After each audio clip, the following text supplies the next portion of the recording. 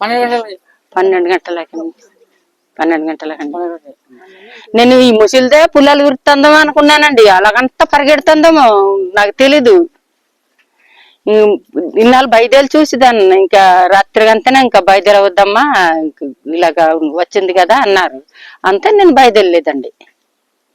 మరి పాపికొండల్లో కింద వదిలేయడం వల్ల మళ్ళీ ఇది రంప ఆకూరు ద్వారా ఎలాగ మరి ఇక్కడికి వచ్చి ఈ ప్రజల్ని భయభ్రాంతులు చేస్తుంది. ఎందుకంటే వీళ్ళకి కింద రంపచోడ రావాలంటే ఇంచుమించు ఒక 20 km ఉంటది. అలాంటి దగ్గర మరి అధికారులు ఫారెస్ట్ అధికారులు మరి దాన్ని పట్టుకుని ప్రజల్ని భయభ్రాంతులు లేకుండా చేయమని కోరుతున్నాం.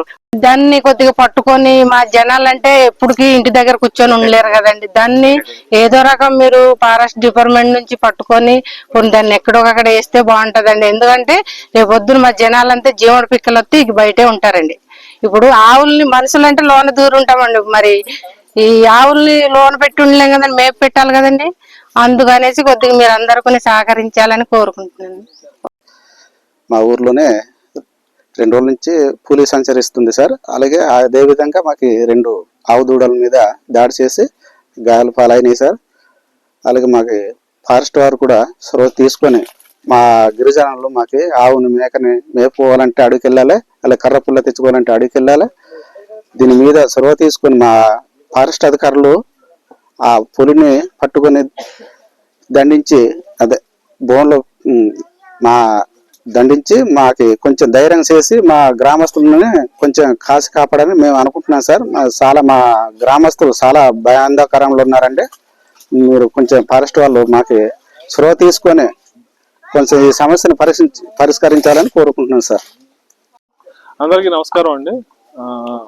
అదే మాకు బొల్లగొండ ఆరపు అడవిలో పులి వెళ్తున్నప్పుడు ఆవుల మీద దాడి అనేది జరిగిందండి. యాక్చువల్గా ఈ ఆవులన్నీ అక్కడ అడవిలో బొల్లగొండ వెస్ట్ ఆర్ఎఫ్ లో మేస్తున్నవి. అయితే టైగర్ ఏదైతే ఉందో అక్కడ జరిగిందని వస్తే ఇన్ఫర్మేషన్ రావాలంటే ఇక్కడ రావడం జరిగింది. బట్ టైగర్ అయితే మోటార్ చేస్తున్నామండి ఫారెస్ట్ డిపార్ట్మెంట్ తరఫున.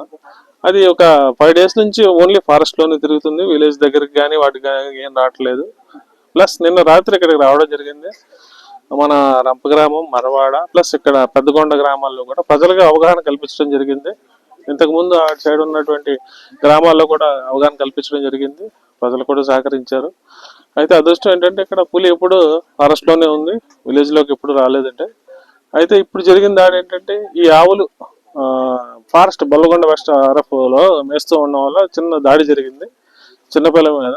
ప్రస్తుతానికి అవన్నీ తల్లి పిల్ల బాగానే ఉన్నవి. నేను కోరుకునేది ఏంటంటే ఇక్కడ విలేజెస్ ని పశువులను కానీ వాటిని కానీ రాత్రిపూట వదలొద్దు ఫారెస్ట్ లో ఒక 2 రోజుల వరకు అని చెప్పండి. మేము కూడా ఇక్కడ గస్తీ నిర్వహిస్తున్నాము. ప్రజల నుంచి కోరుకునే సహకారం ఏంటంటే ఆవుల్ని వదలొద్దని చెప్పి 2 రోజులు కొంచెం వాళ్ళు కూడా రాత్రి అయితే కొంచెం బయటకు వెళ్లకుండా ఉండి తమ సహకారాన్ని మాకు అందించాల్సిందిగా కోరుతున్నామండి. పులి దాని దారి అది అడవిలో పోతుందండి.